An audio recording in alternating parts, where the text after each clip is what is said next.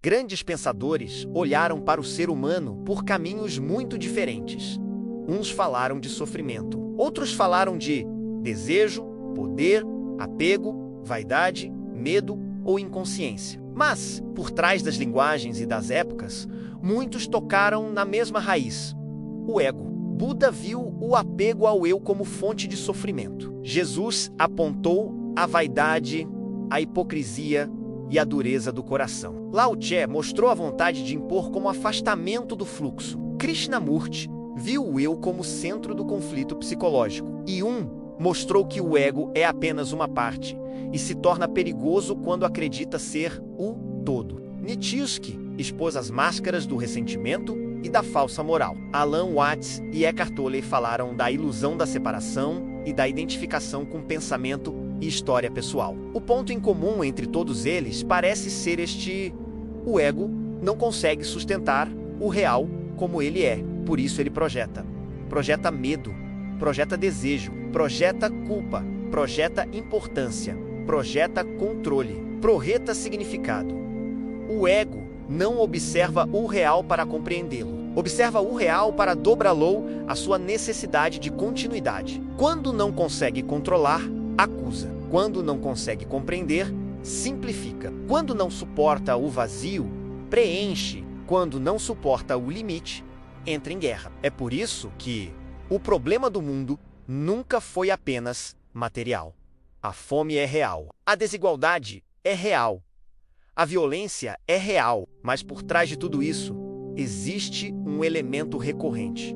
Um centro inflado tentando se afirmar a qualquer custo. O ego quer vencer, quer ter razão, quer ser reconhecido, quer impor seu Deus, sua moral, sua política, seu dinheiro e sua interpretação. Quer usar o real como tela para sua própria projeção. E quando ganha poder, a distorção aumenta. Não porque o poder cria o ego, mas porque o poder amplia o que já estava ali. Um ego ferido com pouco recurso causa ruído. Um ego ferido com poder causa destruição coletiva. Talvez por isso tantos conflitos da história pareçam absurdos quando vistos de fora. Guerras por honra, domínio por orgulho, religião usada como arma, política usada como superioridade, finanças usadas sem limite humano. No fundo, a justificativa varia, a raiz se repete. O ego não aceita o real. Ele tenta, reorganiza-lo em torno de si. E é aí que a obra se desorganiza. Se existe um erro central da experiência humana, talvez ele não esteja apenas nas estruturas externas, mas na forma como a consciência passa a agir. A projeção é uma das ferramentas principais dessa distorção. Quando o fato acontece, o ego não suporta o intervalo, não suporta o não saber, não suporta o vazio de significado. Então ele preenche com medo, com narrativa, com culpa, com fantasia, com certeza pronta. E assim, o ser humano deixa de viver diante do real e passa a viver diante da própria interpretação deformada do real. Esse talvez seja um dos maiores cansaços do mundo atual. Não vivemos apenas sob peso econômico, político ou social. Vivemos também sob o choque incessante de egos se projetando uns sobre os outros. Um quer convencer, outro quer dominar. Outro quer parecer superior.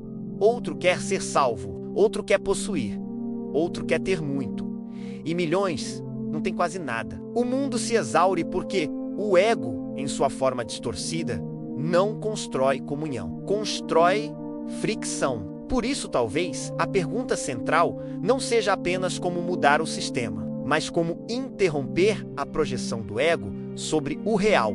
Talvez o conserto da obra começa exatamente aqui. Não em mais imposição, não em mais certeza, não em mais guerra entre interpretações, mas em um movimento mais raro.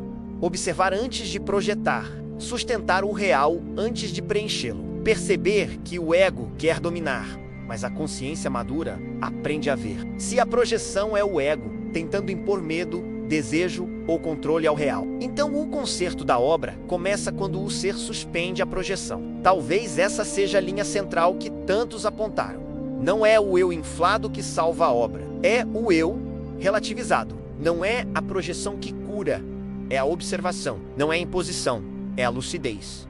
O ego quer usar a vida, a consciência quer compreendê-la. Enquanto o primeiro dominar, a distorção continuará. Quando a segunda amadurecer, o conserto começa.